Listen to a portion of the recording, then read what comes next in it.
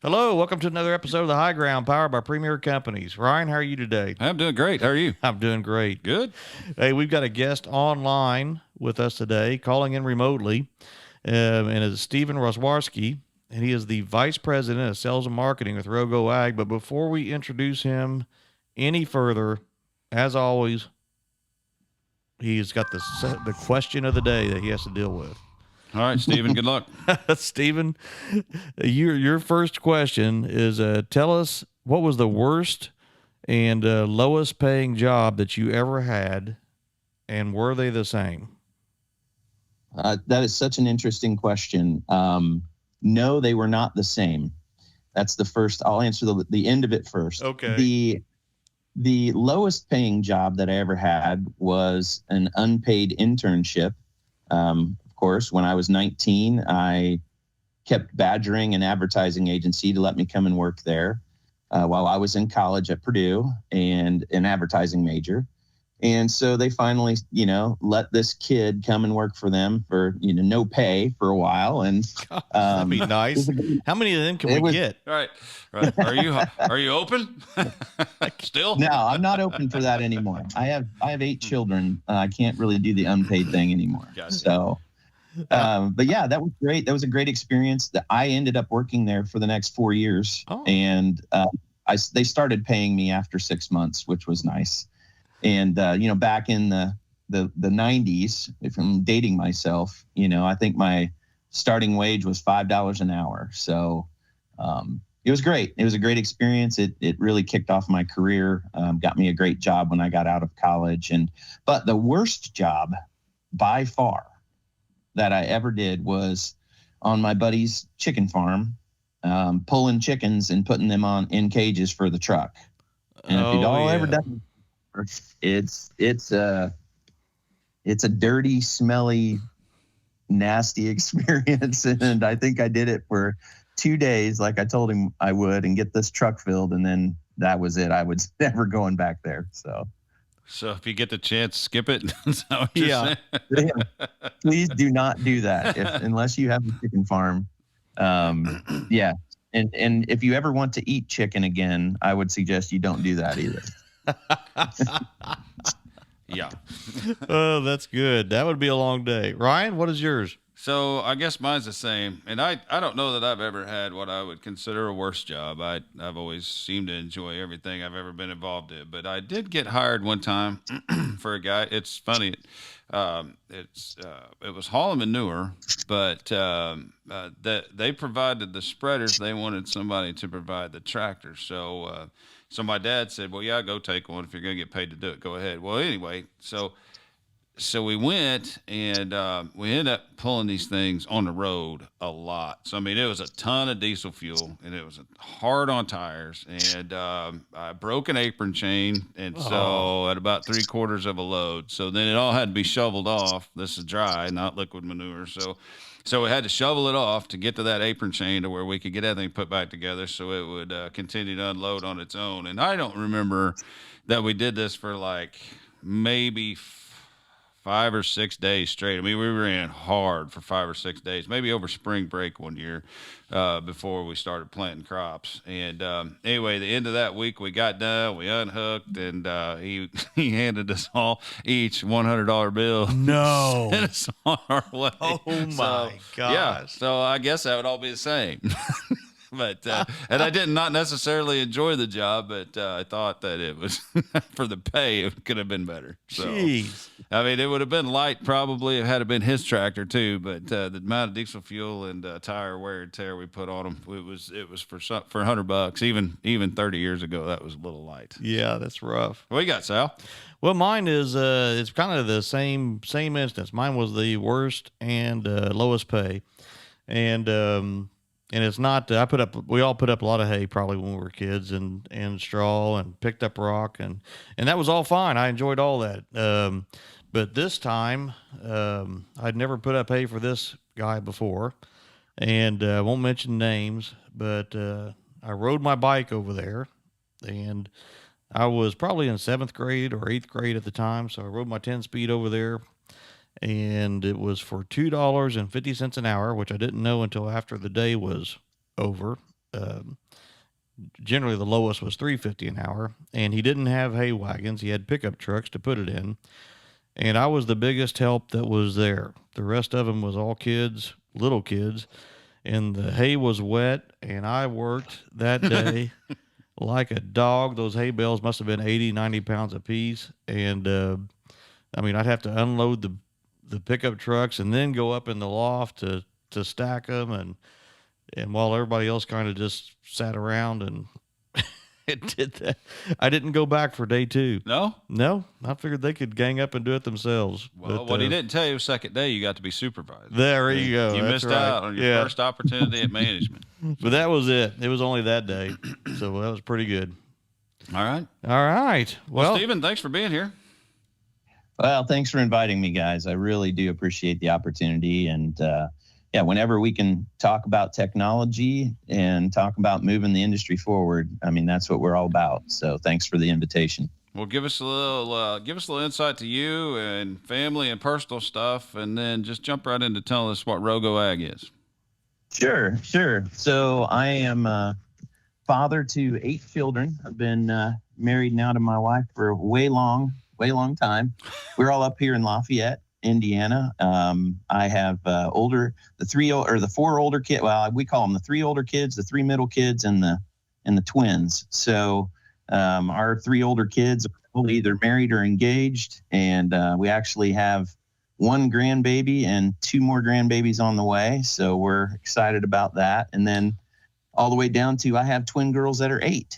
So we run the gamut. Wow. Honestly. Yeah. So amazing, fun family times whenever we can all get together. So that's my story up here. I went to Purdue for my education, didn't have an agricultural education, had a communications degree, and actually fell into agriculture when I was in job number 2, and ended up starting a company, my own company, and running that for 12 years called Ag Printers. And we did a lot of the seed catalogs for a lot of the independent companies way back before all of the biotech companies started buying them out. So that was a great business for 12 years, and I sold that and have really kind of tried to be back in agriculture as much as possible. I really have enjoyed it. I love the industry. I love the humility that there is in agriculture.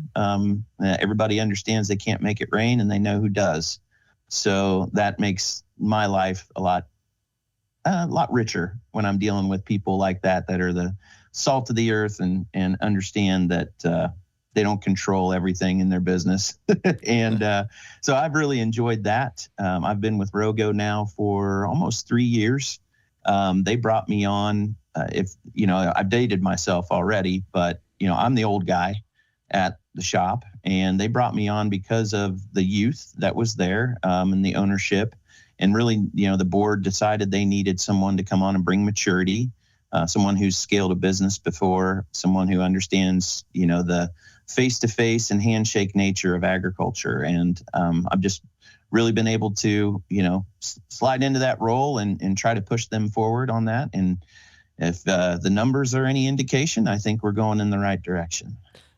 Well, Steven, tell us about Rogo Ag. Well, tell us about when it started and kind of what Rogo's primary mission's about.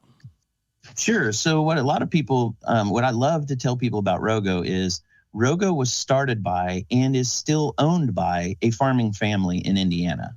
So unlike a lot of the tech startups, that are out there, go out and they get a lot of venture cap money and they raise in millions of dollars to try to scale up really fast. That's not who Rogo is. We are still owned by the Fichter family. They farm up in the Keystone, Bluffton, Indiana area. And this all started on their farm. So this all started because of a poor experience that Troy had with a soil sampling event. And so Troy had gone off to college at Purdue. He has a mechanical engineering degree. He came home from school to work on the farm, and he was put in charge of fertility. So they have a 6,500 acre operation between him and his brother, dads, uncles, and he was responsible for that. So there was a sampling event came out. There were some really weird results that came back from the lab. So he, of course, questioned those results. Long story short, once they ran down what had happened, there was just an egregious error. And it ended up that the intern that was hired to come out and sample one day admitted that he was tired. It was the end of the week. It was hot. And he just took a bunch of dirt from the ditch and put it in a bag. Oh, gosh. So, thankful. I'm more thankful to that young man than you can imagine, because that gave us a company and a job. And so, Troy's thought from there was, I'm either going to create something that not only is accurate, but is 100% accountable, or I'm just going to quit soil sampling altogether because there's just no reliability to it. And so that was in 2000, I think that was probably 2017 when he started that mission. So since then, 9, 10, probably 11 iterations now of the robot.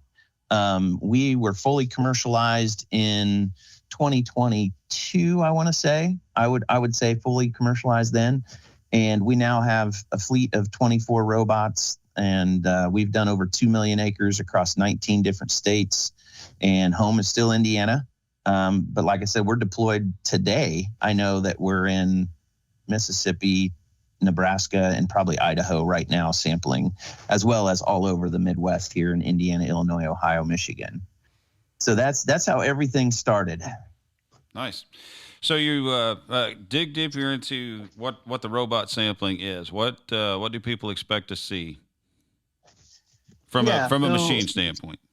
Sure. So from a machine standpoint, our first machines were actually on Bobcat skid steer chassis. So if you can imagine the kind of, the Bobcats that you didn't sit in, you just kind of walked behind, and those first original ones, they did everything. They did all of the pulling, all of the driving, all of the bagging, everything. And we found out over time that they were A, too slow, and B, too heavy. So we have switched a few years ago, we switched to mounting a robot apparatus on the side of a Kubota side by side. Now, here's the key thing is everybody's like, oh yeah, I've seen other machines that are mounted to the side of a UTV, totally different things that are going on there. And the reason I say that is because there are other machines out there that have hydraulic, probes on them or electric probes on them. And they're set to a depth, and they're set on a track, right? So they set this depth to 7 inches, let's say. But the issue is that when those probes hit the ground, depending on the hardness of the ground and depending on the stiffness of that suspension on that machine, it's going to lift up. And that depth doesn't get changed. It just goes down that track, that 7 inches, and when it gets to the bottom of the track, it stops. So what we own these machines too. Like we've went out and done all this testing, of course, as you can imagine. Our machine works differently because our machine has a pressure plate that comes down on the side with 3,000 pounds of pressure that basically pinches everything down in that soil. And then the probe that we have that we custom designed, and we can talk about that. I'd like to talk about that. That probe goes through the middle of that plate, and it ground references off the bottom of that plate every single time. So where we've seen and where other people have tested us, where they've seen average depth variance of 1 to 2 inches on anything they've been doing, either by hand or by machine, our average depth variance, and I'm talking about average across every field, let's just say every field in fall of 2023, which would have been 571,000 acres of fields, our average depth variance was 3 millimeters. That's 1/8 of an inch. Wow. And we can chart everything, and we can record it all too. So that's what people need to know too, is that I can pull up my computer right now. I can pull up my software. I can see where every one of my 24 robots is right now in real time. And I can see every path that they've taken through every field over the last 2 years, every single point location that they hit within a foot or two, and every single depth that we attained. So it is an incredible amount of data, and everything is provable and accountable. And that was the big thing, is because, guys, I want you to hear this too. We have the utmost respect for anybody that goes out and samples. Like, everybody's been doing this for a long time. They've been doing it by hand, and everybody's trying to do their very best job. And they just never had this level of accuracy or accountability before. And if I went out with a hand probe, which by the way, hand probes are the next most accurate way to do sampling other than our robot. But if I went out with a hand probe and I said, hey, I hit every depth exactly right. I had I put a washer on it. I knew right where I was going to hit, and I looked at every core and I measured every core with a tape measure, and I made sure it was 7 inches. You could still look at me and say, prove it. And I would not be able to do that. And, that's what this all comes down to. It's not just, can you create something that is accurate? Can you prove that it is accurate? And we can. And I think that's the beauty of it all. And you're going to ask me a question at the end. Don't forget to ask me about what's coming next, because there's even a further validation that we're working on right now that's incredible. Well, you've answered a lot of the questions that I had kind of in my mind as you were talking. You would kind of answer the next one about, what makes robotic sampling better than kind of traditional sampling. And I think you told us it takes out a lot of the human error.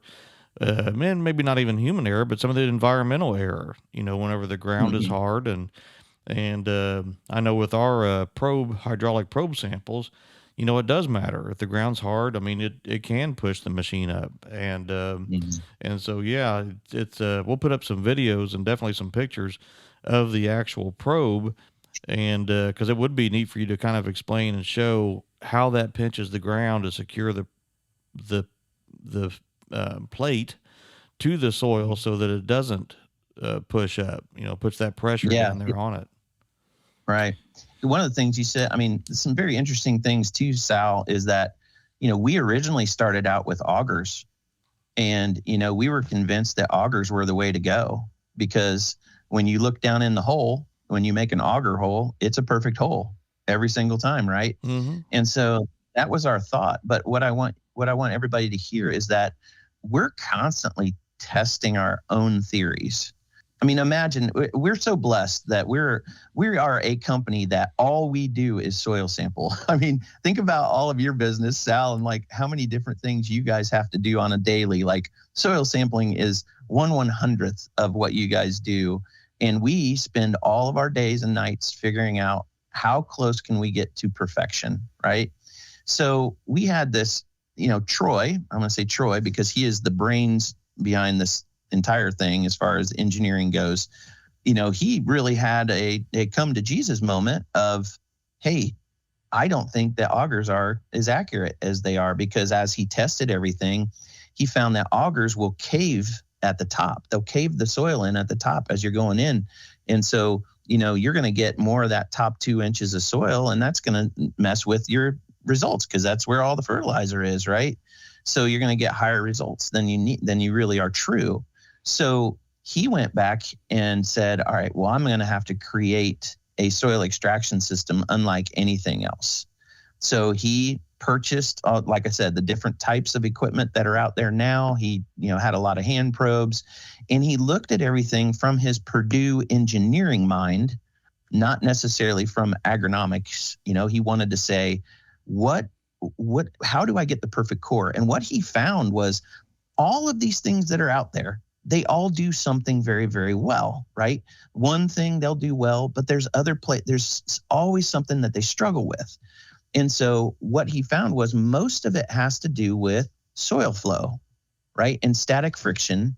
So inside of the probe, he built ways, and I can't really get into it too much, but basically he made modifications to a probe that allows the soil flow to start immediately and to continue until that probe is full.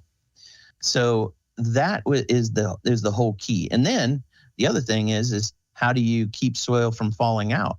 So that's the other thing, because as you know, we're across a lot of different states, right? We do a lot of stuff in Michigan, and really, really proud of the fact that we can do some really expensive ground up there that people like Nestle and Gerber baby foods use. It's important that we get that right. Well, the soil is pretty sandy, and you guys have that down there too, and the river bottoms and stuff is pretty sandy. So we were at one point about a year ago found out that, hey, when we're pulling that probe up through that bucket, we can't lose any of the bottom part of that. Like, just as important it is to have the top perfect, it's important to have the bottom perfect too. So we actually looked at things like that. And then we created this trapdoor system that doesn't allow any, as that probe comes up through that bucket, a trapdoor slams shut, and it doesn't allow any of the soil at all to fall out of the bottom. So there's just these great engineering things that I'm not an engineer, and I get a little bit giddy when I think about, man, you guys are so smart. Like, wow, like how did you think of that? And then how did you implement it? So yes, this is a very, very, very different soil extraction system than anything that's ever been created out there. Does that make sense? Sure. It sure does. I don't think we kind of jumped into this. We've had other podcasts where we talk about why we soil sample, but that is foundational to what we try to do. I mean, you can't even start your crop plan until you know what the nutrient resources are in the soil. I mean, we used to years ago, but until you know where you're starting from, you can't really make an educated application of crop nutrients for the crop. And so, and earlier in that process of fertility, the more important it is to be accurate. So, and I always like to tell people that, like, if we think about the whole fertility process from map creation, soil collection, lab analysis, rec creation, and application, a lot of people will say, hey, we know that Rogo is more accurate than anything. Nobody argues with us on the fact that they know we're more accurate. But a lot of people will get into the argument of, well, our machines, our applicators aren't that accurate, or, we haven't caught up with technology on the spreading and spraying side. And my point to them is, yeah, but if you're off a little bit at application, that isn't a very big variance. But if you're off at soil collection, your rec could have huge variations in how much you're applying and where you're going to apply it. So, let's be right. Let's control the controllables, and let's be right as close to the beginning of the process as possible. And then the other thing, Sal, is that if you look at all of those things that I just mentioned in the process, which one of those hasn't changed much over 50 years? And the only thing that hasn't changed in all of that is soil collection. I mean, maps have changed quite a bit. Your rec software has changed quite a bit. The labs, it doesn't matter which lab you're using out there, they'll all claim to have about a 2.5% error rate. And that's amazing, right? I mean, that's very, very low. And then you get to the applicators, and yeah, we have see and spray technology now. We have all these things out there. So the only improvement that remained to be made was in soil collection. And so that's really what we wanted to focus in on. And it's absolutely incredible how far we've been able to come in a very short time. Very good. Hey, when you're talking about the core and how well you do with the core, how are you identifying where to pull that core, and how are you getting there? Okay. Oh, and I lost you a little bit there, Ryan. You said how do we decide where to get that core? Yep. How do you setting up your points, and explain how your machine gets there? Sure. So this is a beautiful part is, we're not agronomists. We rely on all of our customers to, give us the maps that they need to get things done. So if it's grids or zones, it doesn't really matter, to us. All of the maps and all the points are usually provided by our customers. We love to have the historical points because we want to hit the exact same spot every single time when we go out there year over year, so you can trend that data. But one cool way that this robot works too, and this is another beautiful aspect of it, is our operators, when they go out to a field, they don't type in anything into that robot as far as a spec. All of that data that we get from you guys, and you guys are using Fieldalytics, right, for your guys' maps points. So we have APIs built with several softwares. One of them is Fieldalytics, right? So the API, when you guys are in there entering a field, now all you have to do when you create a sample event is choose Rogo inside of Fieldalytics, and that data flows right into our system, right to the robot. So when an operator gets to a field, all they have to do is get the robot off the truck and pull the robot into the field boundary. Once that robot is inside the field boundary, all of your specs are automatically loaded into that. So that operator doesn't need to know if they're sampling one side of the road at 2.5 acre grids at 7 inches deep with 8 cores and go across the other side of the road and they're sampling on a 2 acre zone with 25 cores. Like they don't know, and they don't need to, because the robot does all of that for them. And that's one of the most incredible ways that we have found to take all of the human error out of it. So that's a couple questions, Steven. Does the operator, does he ride with the machine while it's out there? Does he kind of drive it to the points, or does it have auto steer? This is a great question. So we put someone in that machine and they have 2 jobs. All they're doing is bagging soil. So they're responsible as the bucket comes up, and they grab a bag that's QR coded and they scan the bag with our QR reader, and they use the funnel to put the dirt in the bag. And then put it in the box as they're riding. They do not drive that machine. That machine totally drives itself. So I'm talking about steering, gas, brakes, everything. Everything is driven automatically. So it truly is autonomous when it's out there. The other thing that they're doing, however, and we found very necessary, is that they're watching. I don't know if y'all remember this or know this, but not all of your maps are accurate, just so you know. So there's some unmarked waterways. We don't want to run into tile risers. And the other beauty, we don't want to sample in mud puddles, right? So if you have a point that is in a mud puddle, we're going to physically move that point, and they have the ability to do that in the robot, digitally move that point. And then the other beauty is, with all these APIs that we have, like that API is an end-to-end API. So if we move a point while we're in a field, that data automatically goes back into your system in Field Analytics, so that you have an accurate map of where the points were actually taken. So yeah, it's a beautiful part of our system. The other thing that we have too that has really, let me put it this way, and I always love to point this out. It doesn't matter if you have the most amazing invention in the world, if you don't have an easy way for your customers to use it. So if you don't have a positive customer experience, you will not succeed. And so one of the big things that, one of my big goals when I started a few years ago was, hey, I believe in what you guys are doing. I believe the concept. We need to create it so that the customers are having a beautiful, wonderful, easy experience.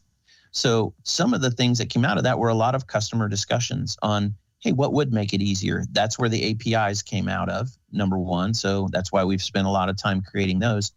But the other thing was really just revolved around the ease of entering jobs and then the communication process throughout the sampling season.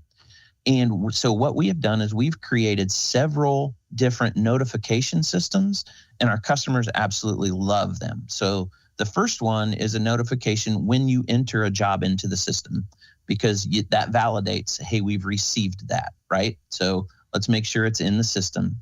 Then we created a end of field notification, basically. So when that operator is done with the field and they're on their screen, they hit end mission, a few things happen. We have an in-cab printer, so that printer will print out a manifest for whatever lab it's going to. By the way, you guys choose the lab. We're lab agnostic. It doesn't really matter to us. We're connected with all of them, so we're good. But then it also that printer kicks out a label, a shipping label to put on that for FedEx or UPS, depending on who we're using. The other beautiful part, though, is that when they hit end mission, the customer actually gets an email within a minute that says that field is done. So from the standpoint of fall sampling, people are crazy in love with that notification, because everybody's trying to get things done and get things spread. I'm going to rip the field. I mean, this gives them that in a very timely manner. A new notification that we just built for this fall, we beta tested it and it worked amazingly, and now it's in full use, is our next field notification. So that was one of the big things with our customers. They were like, hey, we really want to see your schedule. And I'm like, you can't see the schedule for 2 reasons. One is, if I show you the schedule, you see everybody and everybody sees you. So I don't think you want your competitors seeing, your fields on the screen. And the second thing is as fast as we make the schedule, it changes. You can go out and the field is marked ready. You get there and it's not harvested, or you get there and the gate's locked. And so it's constantly flowing. So what we did is we created a next field notification. And this is so cool because when that operator is in the cab and they hit end mission, then the next mission will come up on their screen and they have to accept that mission. So when they hit the accept button, we've now created a text message that will go to either you guys or directly to your grower if you choose. And it says, Rogo is on its way to sample, Billy's Back 40. It'll have the name of the field on behalf of Premier Ag, and they will arrive in the next 17 minutes or based on wherever they're at, GPS to GPS. So, if you guys get these notifications from your HVAC companies or whatever, like I do, like, hey, so-and-so is going to be at your house in 20 minutes.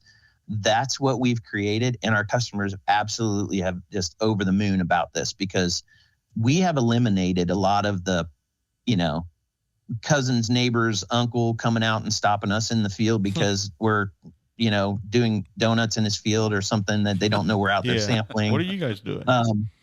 Yeah. And we sample at night too. So, we work 6 days a week. We don't work on Sundays and we work 15-hour days. So they're long days. And we are a very safety conscious company. So we have strobes and we have really high powered LEDs. So yeah, if I'm out in the middle of a field, if an operator's out there, you're going to know it. It's going to look like a UFO out there, sampling.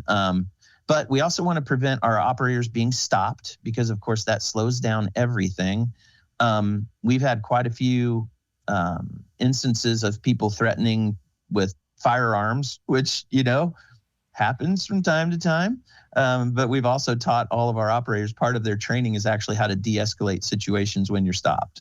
So we've had a lot of experience with this over the time period, and I think that this new notification is probably going to eliminate a great deal of those stops. All right. Well, it's very impressive for sure. It sounds like the response from growers has been really good, and you got a couple million acres under your belt, so that's for sure a good sign that things are on the right path. So, what is next coming down the pipeline? Sure. So, and I'm going to be really careful with this one just because, everything that's in development is still in development. And until they tell the sales guys that they can actually say something, so this is where the sales guy over promises, right? Exactly. So here's what I'll try to whet your appetite here a little bit. So as you know, our goal is to have 100% validation of our process all the way through, right? So the last piece of that puzzle is validating every core as it comes up. So if you can imagine the ability to see/scan every single core as it's coming up to make sure that it's full, make sure that, you can see different things as far as, I don't know, I gotta be careful.